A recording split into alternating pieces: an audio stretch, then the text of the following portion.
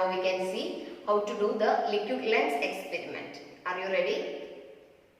The aims of the experiment are to determine the refractive index of a given material of a convex lens and also to determine the refractive index of a given liquid.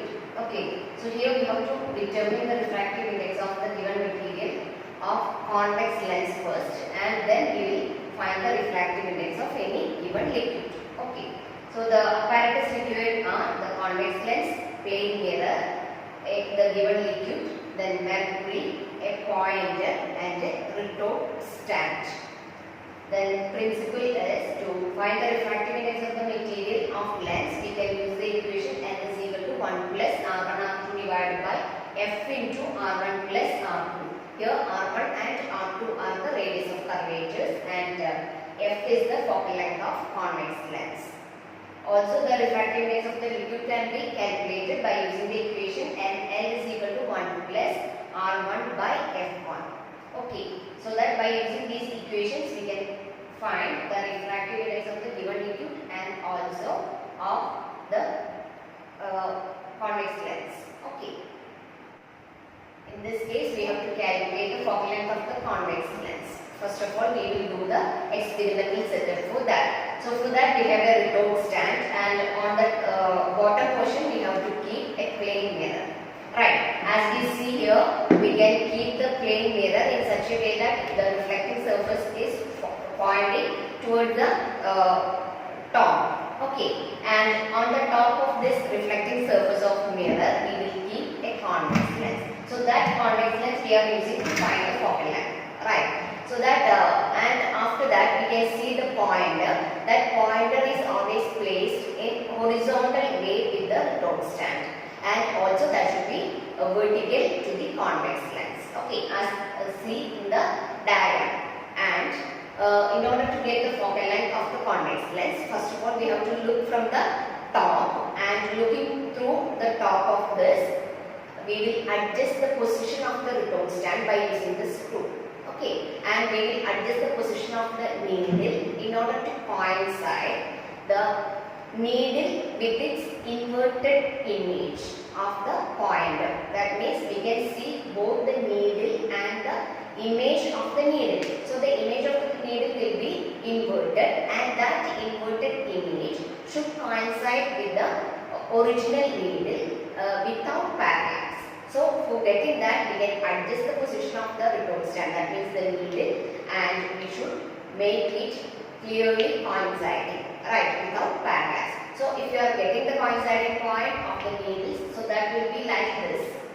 One will be like this, the needle will be like this, and the image of the needle should coincide like this. So we can see it as a single line, coinciding like this. Okay, so whenever we are getting such a coinciding point, then you can stop the retorts, that the needle there, and take the reading. So two readings you have to take from there. The first one is the distance of the pointer from the top of the lens. That means from the top to this needle, we will measure the length as 5 centimeters.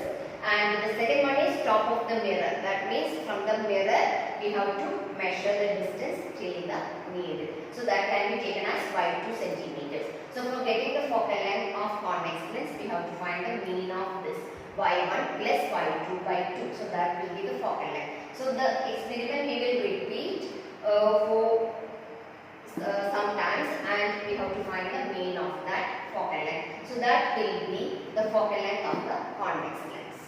Okay, so that we can express in meters into 10⁻², we have to do. Is it clear? So in the second case, we have to calculate the focal length of the combination. Okay, for finding the combination, we are using water as the liquid in between. Okay, the procedure is almost the same as before, because for finding the focal length, we were using a convex lens, right? So first of all, we will keep the retort stand, and on the top, we are placing a mirror. And on the mirror, we were using a convex lens. Now, we have to remove that convex lens, and we have to place a drop of water on the mirror, and on the top of water, we have to keep the same convex lens. Right, so that combination will act as a plano concave liquid lens. So that combination we can find that combination we can calculate now.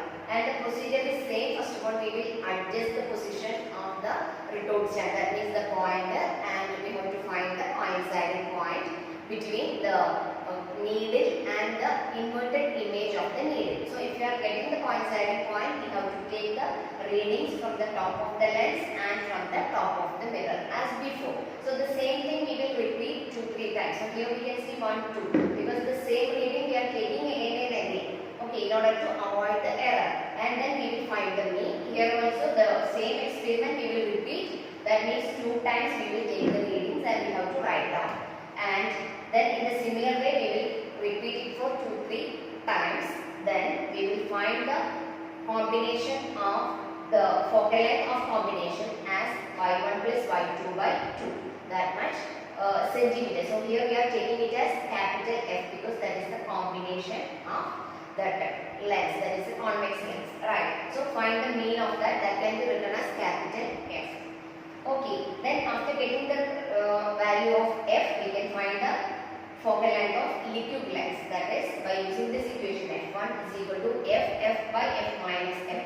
Here small f is the focal length of the convex lens that we have already calculated, and capital F is the focal length of the combination that now we have calculated, right? Then we can calculate the focal length of the liquid lens. Okay, is it clear? So in the third step, we have to calculate the radius of curvature. So the procedure we have to change a little only. For that, first of all we have to keep the retort stand. Then we can remove the mirror now, and we have to take a glass, watch glass, and take mercury in it. So whenever we are dealing with mercury, you have to be careful because that is poisonous, and if you have any wound in your hand or somewhere, please don't put that hand in mercury because that is very dangerous. And also don't touch the ornaments, gold ornaments with the mercury. Okay, so that be careful whenever you are doing with the mercury. So take that mercury in a watch glass, and on the retort stand we can keep that mercury in that watch glass itself and place that on the same convex lens on the top of mercury carefully. Okay, and after that we have to repeat the same experiment because looking through the top of this stand we have to adjust the retort stand, that means the pointer, and that pointer should coincide with the image of the pointer, and then we can stop moving that and then measure the distance of the pointer from the top of the lens with the first surface over mercury. Okay, so that can be taken as d1 dash centimeter.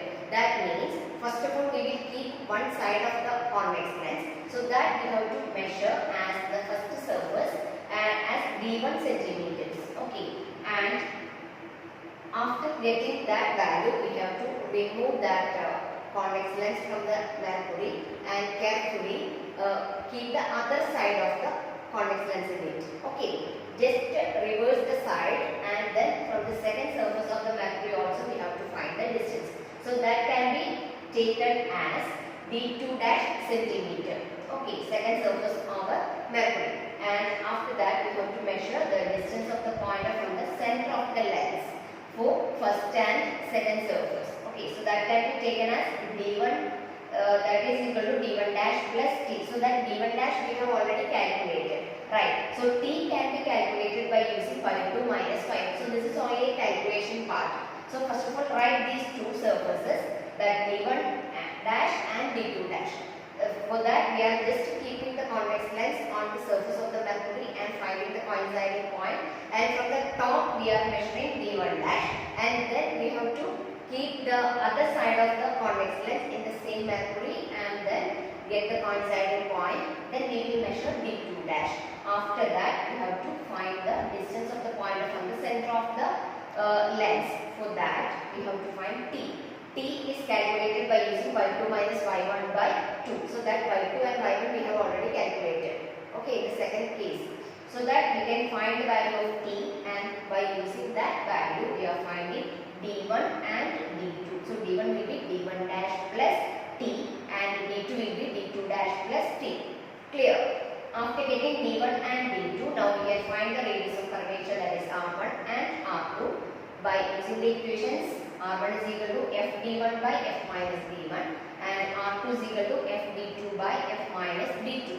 Clear? And now we can find the refractive index n. That is, now we have R1, R2, f and all the quantities, right? So that we can find the refractive index n as 1 plus R1, R2 divided by f into R1 plus R2. Also, the refractive index of the liquid can be calculated by using NL is equal to 1 plus R1 by F1. So this R1, F1 all we have already calculated. We have to just substitute them. Now we are going to conclude the video. If you like my video, please like, share and subscribe. Thanks for watching.